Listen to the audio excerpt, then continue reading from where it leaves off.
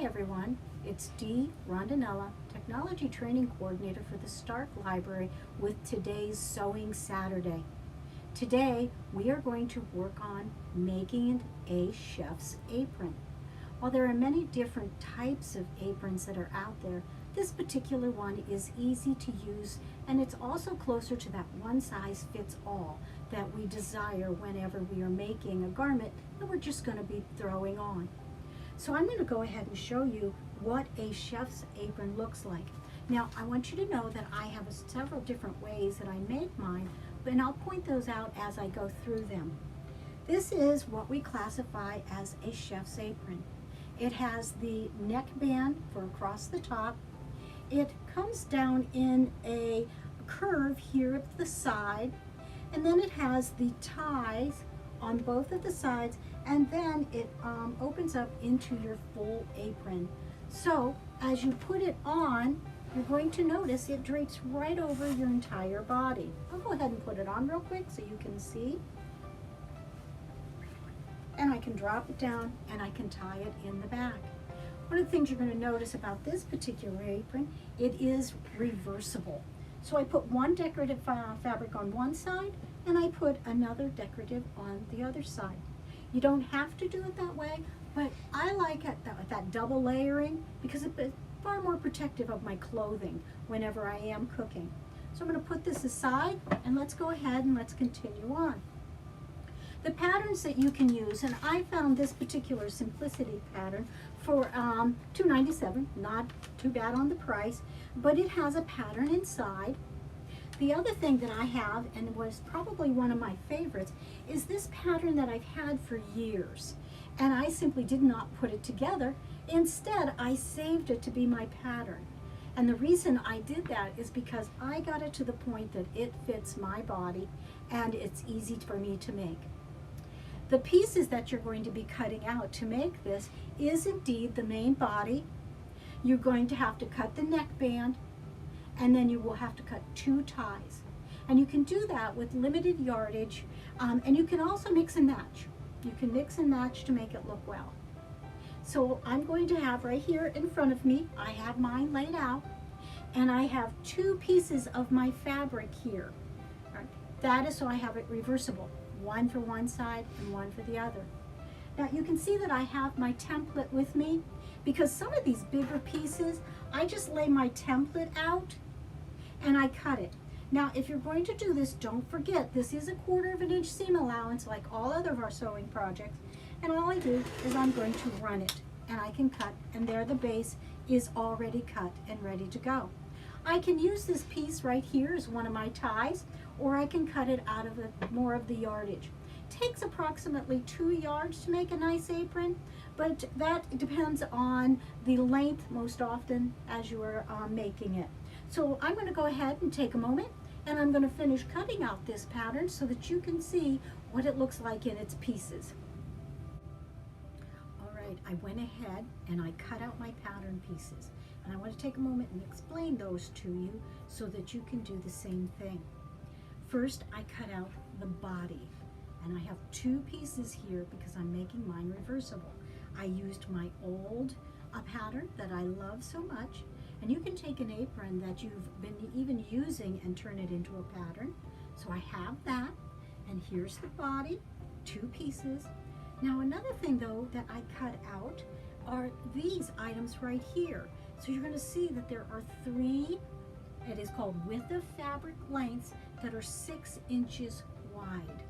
And the reason I did that is because 2 of them are the ties for around the back, and then this one is the neckband.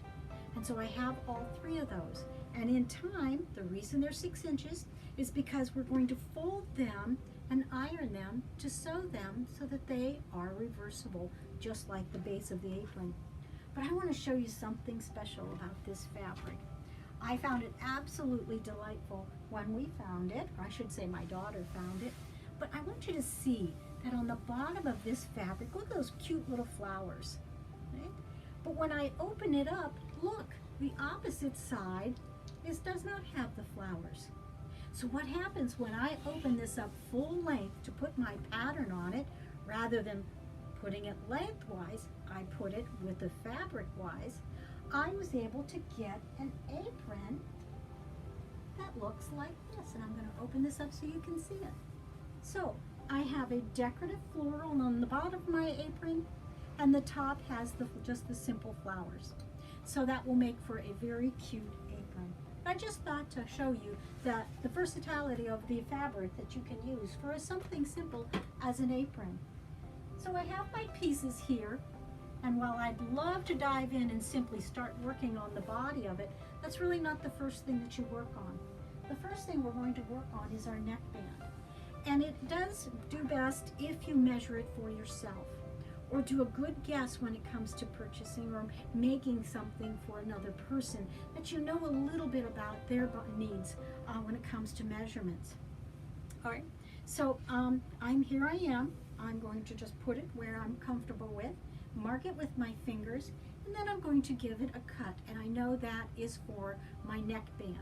I will place that aside, and then I will then work on the same thing when it comes to the ties that go around the side. I know a lot of people will make them for the width of the fabric. I don't do that because I don't want to take a chance on it becoming untied and then tripping on the straps if they're too long. So I'm going to take a moment, and the first thing I'm going to do is I'm going to fold this and prep it for ironing. Now I'm not going to make you watch that happen because it does take a little bit of a time, but then when I'm done pressing it, I'm going to come back and I'm going to show you how this looks, and then we're going to sew our neckband together.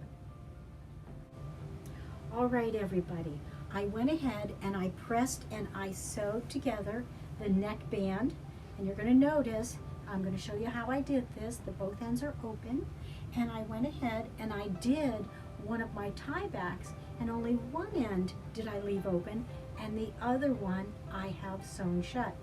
Now how did I do this? Well, what I did is, instead of folding it right sides together and sewing it and then have to pull it and get it right side out, I went ahead and I pressed it so that on one side I have my pressed here, I have my center press, and then I have a second press on the other side. Those are a little over 1/4 of an inch seam. I do that because those are going to be tied, so I wanted to give it enough room inside that seam allowance so that you can push and twist it. Now when I go to sew this, the very first part of it, because I have to sew the end, I would go ahead and flip it and sew here, then I flip it right back with the seam in place, and then I zoom it straight down. Now I'm going to go ahead and do that, and so you can see it in the final product. So you notice I have it right sides together just for a moment. I'm placing a seam at the end.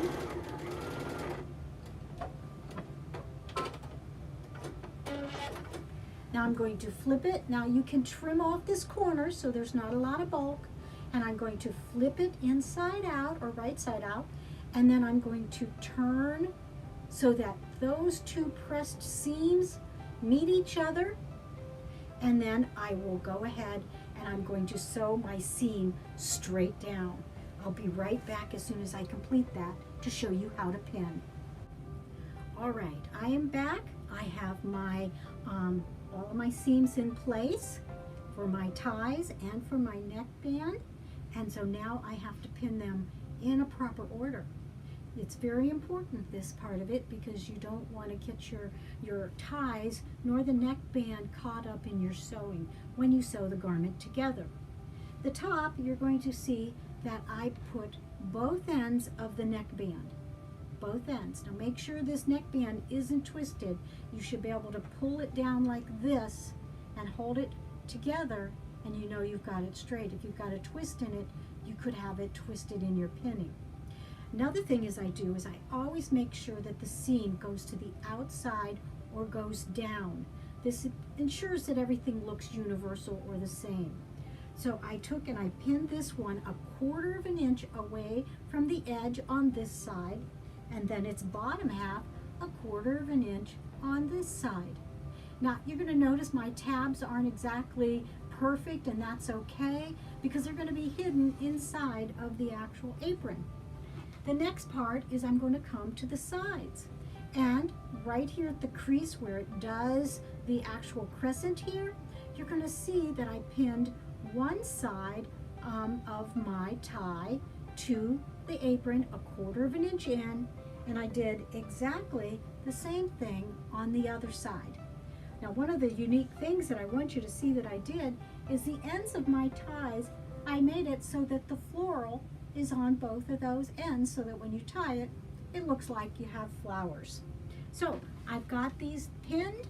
Now you can take a moment and you can sew those on there to secure them and remove your pins if you want to. I tend to just leave them there and place the second piece of the apron. Now, let me show you a trick. Before I put that second piece on, I actually give these a little loop and drop them down here. And the reason I do that is to keep them out of the way of my seam that I'm going to be working on. All right, I'm going to place my second piece on top, and I'm not going to sew the bottom. The bottom I'm going to leave open, and I'm going to sew all the way around my apron until I get to the bottom, and then I'm going to flip it so that it is right sides are out, and then you can see your apron happening. I'll be right back in a moment. All right, I'm back now. So let me show you what it is that I had done. Remember, I told you I was going to put my right sides together of my apron, and then I was going to sew the sides, but I left the bottom open. I left the bottom open so I could pull it so that the correct sides, or the right sides, were flipped to the top. Then I went ahead and I pressed a small 1/4 inch seam in the bottom, just pressed it in there and gave it a quick sew right across the top at 1/4 inch. I could use a decorative stitch if I wanted to, or I could have simply used maybe a different kind of a ruffle on the bottom, because you can put a ruffle down there if you want to and sew it on. I chose simply a plain one because I liked all the flowers and how they show themselves at the bottom of the apron. Another change that you could make that might help you, I like a wider band for on my neck, but you may not like that wider band, so you can make yours down to maybe a 5-inch strip that you cut, and then it would only be approximately a 2-inch wide band. And again, for the actual sides, the tie backs, you can make them shorter, you can make them longer as need be. One of the things I did, because I liked the flower, I put that on the outside on both of the tie backs, just like I said earlier. All right, so here we are. We have our apron. It is indeed reversible. You can put a pocket on it if you choose to, or not. It's up to you. I choose not to have pockets. I can roll it if it's a little on the too long side, and there I am. I have my apron all ready for fixing any meals or doing a task that might get my clothing dirty. This is Dee Rondinella. If you have any questions, please contact me at the library. You can either use my email, drondinella@starklibrary.org, or you can call me at 330-458-3150. And if you have any questions, I will be there glad to help you. And have a great day.